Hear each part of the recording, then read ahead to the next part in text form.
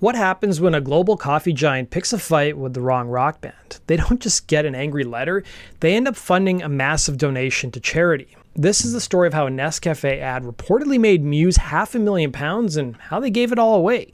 So to really get what happened here, you have to know a little bit about Muse. By the early 2000s, the English trio of Matt Bellamy, Chris Wolstenholme, and Dominic Howard were already famous for being more than just another rock band. They had a reputation for explosive theatrical live shows and a sound that smashed together progressive rock, classical music, and Bellamy's one-of-a-kind falsetto. But beyond the music, Muse was building an identity as a band with principles. Their lyrics often tackle themes of government oppression, technological control, and revolution. And it wasn't just for show, it was part of their DNA. This was a band that famously clashed with their American record label Maverick over their album Origin of Symmetry. The label thought that frontman Matt Bellamy's vocals weren't radio-friendly and wanted changes. Muse refused, and as a result, the album wasn't properly released in the US for years. This is a band that doesn't compromise its vision. So in 2001, that very album featured a track that would become the center of a whole storm. A cover of Feeling Good. The song was originally written in 1964 and made legendary by Nina Simone, but Muse made it their own. They cranked it up with distorted bass, a thundering drum beat, and Bellamy's soaring vocals, turning a jazz standard into a massive rock anthem. It was a huge fan favorite and has been voted one of the greatest cover songs of all time in multiple polls. You know how I feel. It was this specific powerhouse recording that caught the attention of one of the world's biggest and most hated brands. And that set the stage for a showdown between artistic integrity and corporate overreach. So around 2003, Nescafe, the massive coffee brand owned by Nestle, was creating a new TV ad campaign. They wanted a powerful, uplifting soundtrack, and they zeroed in on Muse's version of Feeling Good. The company reached out to the band to license the track for the commercial, but Muse said no.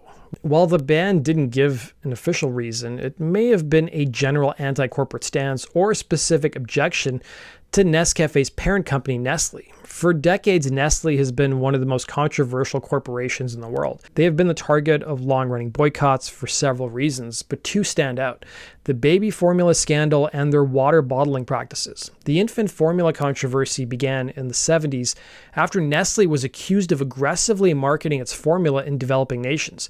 Critics claim that this discouraged breastfeeding, and in communities without access to clean water, led to widespread infant illness and even death. More recently, the company has drawn fire for its water business, facing accusations of depleting natural aquifers and buying up access to public water resources for next to nothing, only to sell it back as privatized commodity for billions in profit. For a band like Muse, whose lyrics often rail against corporate power, partnering with a company with that kind of reputation was likely a non-starter. So the answer was a clear no. That should have been the end of it, but it wasn't. A short time later, a new Nescafe ad started airing, and the band was shocked to see it. The commercial had all the usual coffee ad vibes: happy people, warm lighting, and a fresh cup of coffee. And the soundtrack? The unmistakable sound of Muse's Feeling Good. Despite being told no, Nescafe used it anyway, and the band quickly put out a statement on their website expressing their surprise and making it clear this was done without their consent. The coffee giant had made a huge and what would turn out to be a very expensive mistake. They seem to have made a critical error in understanding music licensing. This is where it gets a little bit technical, but it's key to understanding why Muse had every right to be angry. When a company wants to use music in an ad, they need to get two different licenses. First, there's the synchronization license, or the sync license. Now, this gives you the rights to the song itself, the notes, and the lyrics. You get this from the publisher or the songwriter. In this case, the rights belong to the estates of the original songwriters. It appears Nescafe may have gotten permission from the publisher. Here's the part they missed: the master use license.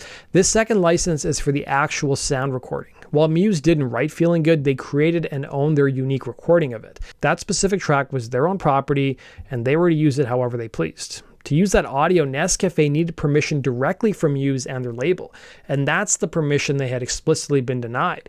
It was a shocking oversight for such a large corporation with a huge legal team. It's like buying the rights to make prints of the Mona Lisa from the Da Vinci estate and trying to walk out of the Louvre with the original painting. Muse, a band that had already proven they would stand up to their own record label on principle, was not about to let a multinational corporation use their art without consent. They took legal action. The legal battle was over almost as soon as it began. Nescafé was clearly in the wrong for using a recording they were told not to.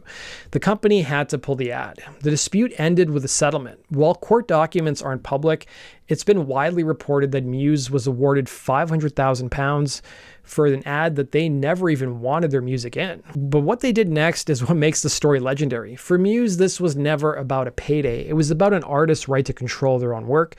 So what did they do with all that money? They gave it away. The band donated the entire settlement to Oxfam, a global charity focused on fighting poverty. It's also been reported that a portion of the funds may have gone to local charities in their home county of Devon.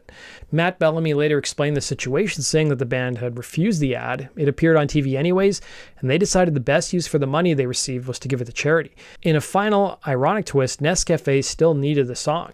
So the story goes that they had to re-release the ad, this time using a different version of Feeling Good, the classic recording by Nina Simone, the one they probably should have gone with from the beginning. The story of Muse versus Nescafé has become a classic David versus Goliath tale for the music industry.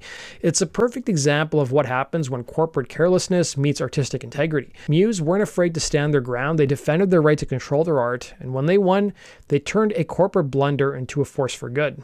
They didn't just make a point, they made a £500,000 difference. The whole affair perfectly captures the band's identity, principled, uncompromising, and just a little bit rebellious. They took what could have been a simple legal fight and turned it into an act of protest and generosity, solidifying their reputation as a band that actually lives by its lyrics. So next time you hear Muse's epic version of Feeling Good, remember the time a coffee company thought they could use it without asking and ended up funding a massive donation to a global cause instead. What do you guys think about Muse's decision? Was it the ultimate rock and roll middle finger? Let me know your thoughts in the comments section below, and we'll see you again in Rock and Roll True Stories 2.